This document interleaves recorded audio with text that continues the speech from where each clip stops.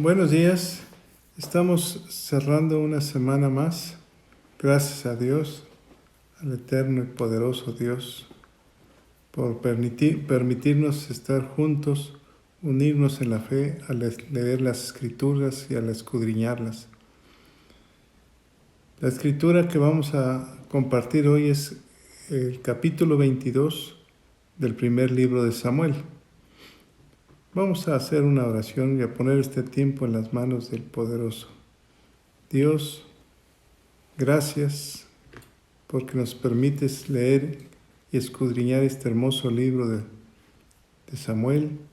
Gracias por aprender de la vida de los reyes, sobre todo del rey David, cómo has tratado con él. Gracias porque podemos leerla, Señor, y podemos compartirlas los unos con los otros.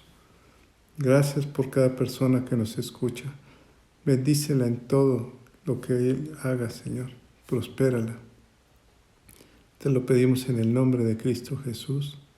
Amén. Pues bien, esperamos que todos estén bien, que tengan la Biblia en la mano. Y vamos a iniciar con el capítulo 22, recordando que David se había ido al campamento de los filisteos, a la ciudad con el rey Aquís, Agat. Equivocadamente se había ido ahí y Dios lo salva, pero tuvo que hacerse el loco. Dice que la barba babeaba de saliva, que el mismo rey no lo quiso, no le permitió entrar ni a su casa. La gente decía: ¿este es el rey de la tierra? Así lo conocían los enemigos, el rey de la tierra. Así como Pilatos puso el rey de Israel en la cruz de Jesús, los romanos reconocieron que era un rey. Así los filisteos reconocieron a David como el rey de la tierra. Pero aquí se había equivocado. David había ido al campamento de los filisteos y Dios los salvó de ahí y escribió salmos y alabanzas a Dios. Versículo 1 del capítulo 22. Viéndose luego David de allí, huyó a la cueva de Adulam. Adulam significa lugar de refugio. Y cuando sus hermanos y toda la casa de su padre lo supieron, vinieron ahí a él. Estuvo un momento, probablemente solo, angustiado, sin escuchar la voz de Dios hacia dónde se dirigía, pero ahí debería de estar, en esa cueva, un lugar en silencio. ¿Recuerdan cuando Jesús, antes de morir, pasó un tiempo en el huerto de Getsemaní orando a Dios en angustia? Así está este hombre orando a Dios en angustia, pidiéndole a Dios dirección, probablemente un poco decaído porque no sabe qué hacer, está solo, completamente solo. Dios también nos bendice en tiempos cuando estamos solos. Aquí el rey David compone salmos y uno de esos es el Salmo 142. Dice la Escritura: petición de ayuda en medio de la prueba. Mezquil de David, oración que se hizo cuando estaba en la cueva. Ahí está solo aquel hombre que era triunfador, que entraba y salía al palacio real, de repente se encuentra solo. Probablemente te puedas sentir sola o solo en estos tiempos en tu casa, aunque estás con tu familia, pero tu vida ha cambiado y no sabes por qué. Afuera, la amenaza de muerte. ¿A dónde podía ir? A encerrarse. Si salía, lo podían descubrir, lo podían matar. Así está el hombre en estos momentos, en una cueva, en su casa. Ahí duerme, ahí come, ahí todo. Y entonces David declara un salmo, un canto. sería bueno que en estos tiempos tú escribieras una oración a Dios, porque son tiempos de una relación con Dios, que el Espíritu Santo te inspire para escribir una oración en tu hogar. Leemos el Salmo 142 y dice así: Con mi voz clamaré a Jehová, con mi voz pediré a Jehová misericordia. Delante de él expondré mi queja, delante de él manifestaré mi angustia. Cuando mi espíritu se angustiaba dentro de mí, tú conociste mi senda. No tengo refugio, ni hay quien cuide mi vida.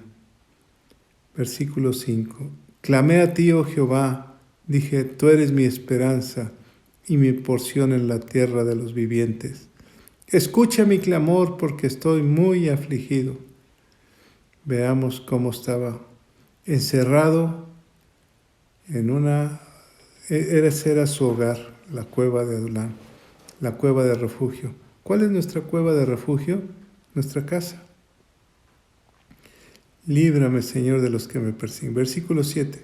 Saca mi alma de la cárcel para que alabe tu nombre. Me rodearán los justos, porque tú me serás propicio. Y el Salmo 143 dice, súplica de liberación y dirección. Oh Jehová, oye mi oración, escucha mis ruegos, respóndeme. Pon por tu verdad, por tu justicia. Pareciera que nosotros estuviéramos pensando en David, en la ciudad de refugio. Ahí está, cambió su historia. No puede andar libre en el campo, en las calles. La amenaza de muerte está frente a él. Versículo 2 del capítulo 22 dice, y se juntaron con él todos los afligidos y todo el que estaba endeudado y todos los que se hallaban en amargura de espíritu, y fue hecho jefe de ellos, y tuvo consigo como 400 hombres. Veamos quién fue a verlo, quién se juntó con él. ¿Afligidos? Quiere decir que estaban desesperados. Endeudado, que no tenían ni para comer. Con amargura de espíritu, nada les había salido bien.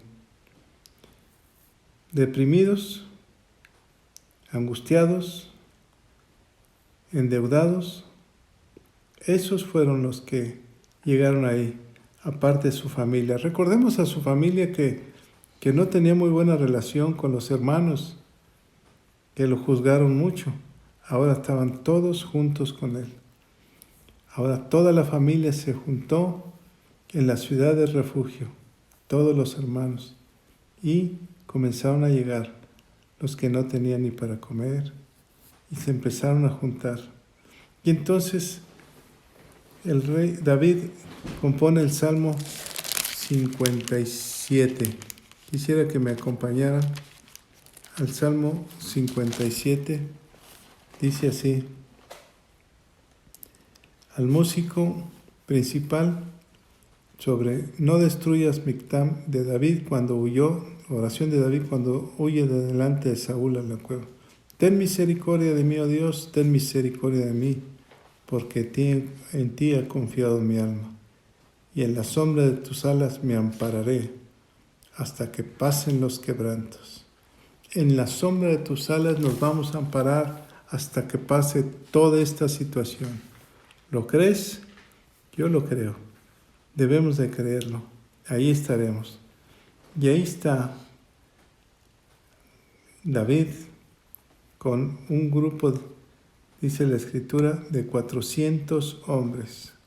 No eran los hombres ideales para pelear, pero ahí estaban con él, refugiándose, reconociendo que ese hombre traía una unción especial. Algo iba a suceder con él.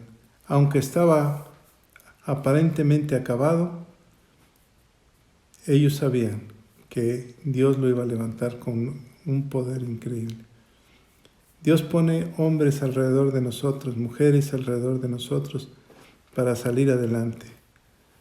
Primeramente la familia y luego los demás. Versículo 3. Y se fue David de ahí a Mizpa, de Moab, y dijo al rey de Moab: yo te ruego que mi padre y mi madre estén con vosotros, hasta que sepa lo que Dios hará de mí. Dice David. ¿Por qué los llevó a sus padres a Moab? Bueno, porque recordemos que su abuela era Ruth y Obed, Ruth la Moabita. Entonces tenían una afinidad familiar ahí. Y ahí los lleva y los encarga hasta que Dios haga lo que tiene que hacer con David. Ahora, David ya no cometió el error de irse con los filisteos. Ahora David está entregando a los padres y ya tiene 400 hombres que lo siguen. Versículo 4. Los trajo pues a la presencia del rey de Moab y habitaron con él todo el tiempo que David estuvo en el lugar fuerte. 5. Pero el profeta Gad, se fijan cómo ahora David busca la presencia de Dios, dijo a David: no te estés en este lugar fuerte, anda y vete a tierra de Judá. Y David se fue y vino al bosque de Aret. Ahora viene al lugar indicado por Dios, al lugar donde aparentemente tenía Saúl todo su dominio. Ya no se fue con los filisteos, ahora viene al lugar donde debiera haber venido desde el principio. Versículo 6 dice la Escritura: oyó Saúl que sabía de David y de los que estaban con él.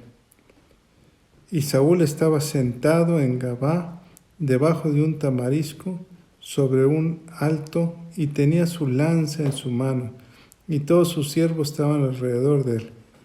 La lanza en la mano significa que quería pelear, que quería luchar, que estaba dispuesto a ir a la guerra. Sus discípulos, sus gente estaban esperando la orden. Versículo 7, dijo Saúl a sus siervos que estaban alrededor de él: oíd ahora, hijos de Benjamín, ¿os dará también a todos vosotros el hijo de Isaí tierras y viñas, y os hará a todos vosotros jefes de millares y jefes de centenas? Veamos qué está tratando de hacer Saúl. ¿Cómo llama a David, hijo de Isaí? ¿Cómo lo llamaban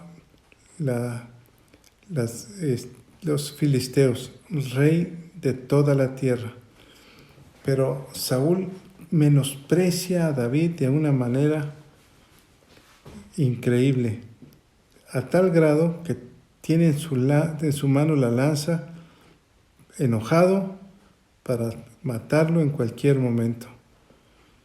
Y quiere manipular a sus siervos, a sus guerreros, diciéndoles: si se van con él, no van a tener viñas ni tierras, y no os hará jefes de millares, no tendrán trabajo, en otras palabras. Quiere manipular la situación políticamente. Y entonces, versículo 8, para que todos vosotros hayáis conspirado contra mí y no haya quien me descubra al oído cómo mi hijo ha hecho alianza con él, hijo de Isaí. Alguno de vosotros que se duela de mí y me descubra cómo mi hijo ha levantado a mi siervo contra mí para que me acabe, tal como lo hace hoy. David no había levantado un arma contra el rey Saúl, nada. No sabemos los planes de David. No sabemos si estaba preparándose para la guerra. David, recordemos que estaba esperando qué Dios le iba a decir qué hacer. Pero Saúl quiere tocar el corazón de sus guerreros y quiere llevarlos al grado de decirles que su hijo está contra él y que no hay ninguno de ellos que lo ayude a él. Versículo 9. Entonces Doeg, edomita, que era el principal de los siervos de Saúl, respondió y dijo: yo vi al hijo de Isaí que vino a Nob, a Ahimelech, hijo de Ahitob. ¿Recuerdan cuando fue a pedir pan al sacerdote David? Que ahí aparece el nombre de Doeg, el edomita, que era el principal. Principal quiere decir que estaba cerca del rey y escuchó todo lo que David le dijo al sacerdote. Y entonces aquí está como el diablo acusador. Yo lo oí. Ni siquiera era de Israel, era edomita. Y aquí está tratando de acusar sin conocimiento de causa a David y al sacerdote Ahimelech. Versículo 10. El cual consultó por él a Jehová y le dio provisiones y también le dio espada de Goliat el filisteo. ¿Consultó a Jehová? ¿Acaso? Vimos en el capítulo anterior. En ningún momento consulta a Jehová. Solamente fue a pedir pan y una espada. Pero iba por un engaño de David. Esto va a traer consecuencias en este capítulo muy fuertes para David. Y el rey envió por el sacerdote Ahimelech, hijo de Ahitob, y por toda la casa de su padre, los sacerdotes que estaban en Nob, y todos vinieron al rey. Vinieron porque el rey los mandó llamar, no sabían por qué asunto, pero llegaron inocentes. Versículo 12. Y Saúl les dijo: oye ahora, hijo de Ahitob. Y él dijo: heme aquí, señor mío. Veamos el respeto que tenía este sacerdote Ahimelech al rey. Y le dijo Saúl: ¿por qué habéis conspirado contra mí, tú y el hijo de Isaí, cuando le diste pan y espada, y consultaste por él a Dios para que se levantase contra mí y me acechase como lo hace hoy día? Veamos que Saúl ya había sido desechado por Dios. Ya le había dicho que él ya no iba a ser rey. Él quería poner a su hijo, pero su hijo estaba a favor de David. Y ahora vemos que está él mismo contra Dios. ¿Cómo se perdió este rey Saúl? Siendo ungido desde el principio por el mismo sacerdote Samuel para gobernar, ¿cómo fue perdiendo piso? Ahora ya está en contra de Dios. Ahora está mintiendo y está viendo cosas que no sucedieron. Todo por la culpa de un edomita que lo acusó falsamente. Y ahora le dice que este sacerdote del Señor, Ahimelech, ha levantado a David contra del rey. Lo está acusando de traicionarlo. Versículo 14 y 15. Entonces Ahimelech, el sacerdote, respondió al rey y dijo: ¿y quién entre todos tus siervos es tan fiel como David, yerno también del rey, y que sirve a tus órdenes y es ilustre en tu casa? Increíblemente la inocencia de Ahimelech está hablando bien de David y está diciendo una gran verdad. ¿Quién como los siervos fieles a Saúl? Solamente David. también era el yerno del rey y también era un ilustre. La gente lo quería y servía sus órdenes. Ahimelech y el pueblo reconocían a David con las características de que en este momento está describiendo ante el furioso Saúl, un sacerdote. Parece que Dios le está dando aviso: no te vayas contra David. Pero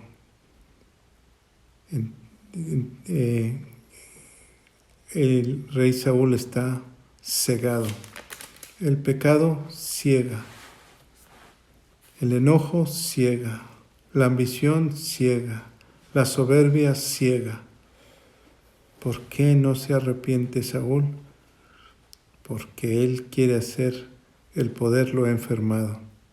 Cuidado, el poder enferma el alma y ciega el entendimiento. Versículo 15. ¿He comenzado yo desde hoy a consultar por él a Dios? Dice el sacerdote. Lejos sea de mí. No culpe el rey de cosa alguna a su siervo, ni a toda la casa de mi padre, porque tu siervo ninguna cosa sabe de este asunto, grande ni pequeño. Este hombre estaba diciendo la verdad. Él no sabía, ni había consultado a Dios sobre David, nada. Lo único que hizo es darle pan y la espada que le pidió David, porque él creía que el asunto que lo llevó a él, hacia él, al rey David, era un asunto que el rey había ordenado. Así se lo hizo saber David. Y ahora tiene problemas por obrar bien. ¿Cuántos hombres de Dios, cuántos misioneros por llevar la palabra son acusados de algún mal? ¿Cuántos personajes en la historia fueron acusados? Vemos a Cristo mismo acusado. ¿Por qué? Pilatos le dijo: yo no encuentro mal alguno en este hombre. La esposa de Pilatos se lo advirtió: no tengas nada que ver con este justo. Roma supo que era un hombre inocente, pero la ambición y la maldad ciegan el entendimiento. Y aquí está Saúl totalmente cegado, amargado. Y aquí está un hombre bueno que lo único que ha hecho es querer ayudar al rey y a su siervo David. Versículo 16 y 17 dice: y el rey dijo: sin duda morirás, Ahimelech, tú y toda la casa de tu padre. Lo sentenció a muerte. ¿Por qué? Por decir la verdad, por ser inocente. Entonces dijo el rey a la gente de su guardia que estaba alrededor de él: volveos y matad a los sacerdotes de Jehová, porque también la mano de ellos está con David, pues sabiendo ellos que huía, no me lo descubrieron. Pero los siervos del rey no quisieron extender sus manos para matar a los sacerdotes de Jehová, porque sabían que no era correcto lo que estaba haciendo. No podían pelearse contra Dios, contra el pueblo de Dios. Nadie puede pelearse contra el pueblo de Dios. Nadie puede pelearse contra ti. No, Dios no lo va a permitir. No entrarán plagas a tus casas. Tú y yo y todos los que le tememos a Dios y que amamos con toda nuestra alma y con todo nuestro corazón, saldremos adelante. Nadie quiso extender su mano. Entonces dijo el rey a Doeg. ¿Recuerdan de dónde era? No era ni siquiera judío. Este hombre era un hombre malvado. Entonces, vuelve a mí, le dijo el rey, y arremete contra los sacerdotes. Y se volvió Doeg el edomita y acometió a los sacerdotes y mató en aquel día a 85 varones que vestían efod de lino. Saúl contra Dios. Esa es la respuesta. Saúl peleando un reinado que no le corresponde. Un reino que Dios le había dado. Y ahí está cegado. Como el faraón cuando Dios liberó al pueblo, cegado el entendimiento. No querer dejar ir al pueblo de Dios, aunque Dios se lo advertía. Como Pilatos cuando dijo, voy a soltar a este hombre. Y los sacerdotes dijeron, matadlo, matadlo. Así está, este hombre tomó el juicio en sus manos y mató a 80 sacerdotes. Versículo 19 dice, y Nob, ciudad de los sacerdotes, ¿no? Recordemos que es ciudad alta, hirió a filo de espada así a hombres como mujeres, niños hasta los de pecho, bueyes, asnos y ovejas, todo lo hirió a filo de espada. La maldad comenzó a correr. Versículo 20. Pero uno de los hijos de Ahimelech, hijo de Tob, que se llamaba Abiatán, escapó y huyó tras David. Y Abiatar dio aviso a David de cómo Saúl había dado muerte a los sacerdotes de Jehová. Salmo 52. ¿Qué dice David en su Salmo 52? Aquí está David entendiendo cuál fue el problema. Dice así, ¿por qué te jactas de maldad, oh poderoso? La misericordia de Dios es continua. Agravios maquina tu lengua, como navaja afilada hace engaño. Y amaste el mal más que el bien, la mentira más que la verdad. Has amado toda suerte de palabras perniciosas, engañosa lengua. Por tanto Dios te destruirá para siempre, te asolará, te arrancará de tu morada y te desarraigará de la tierra de los vivientes. Aquí está Salmo cantando David cantando contra aquel Saúl malvado y contra Doeg, contra esa orden. Y dijo David a Abiatar, yo sabía que estando allí aquel día Doeg, el edomita, él lo habría de hacer saber a Saúl. Yo he ocasionado la muerte de todas las personas de la casa de tu padre. ¿Qué sucedió en el corazón de David? Un dolor muy grande. Yo he ocasionado la muerte de todas las personas de la casa de tu padre. Él reconoce el error, un error que le trajo consecuencias de muerte. Aquel hombre prudente en un momento se volvió insensato por miedo, pero Dios lo estaba levantando. Y aquí vemos que un hombre arrepentido, conociendo las consecuencias, y le dice, quédate conmigo, no temas, quien buscare mi vida, buscará también la tuya, pues conmigo que estarás a salvo. Hay una luz de esperanza, estarás a salvo, conmigo estarás a salvo. Qué situación tan difícil. ¿Con quién vamos a estar a salvo? Con Dios, con Jesús de Nazaret. Si nosotros permanecemos con Él, Él salvará nuestras vidas. No dejemos de orar, no dejemos de cantar, alabar a Dios, recitar salmos, escudriñar su palabra, compartir cada día, en cada momento. Esto pasará y Dios sabe el tiempo, pero nosotros seremos victoriosos porque estamos tomados de la mano de nuestro Señor.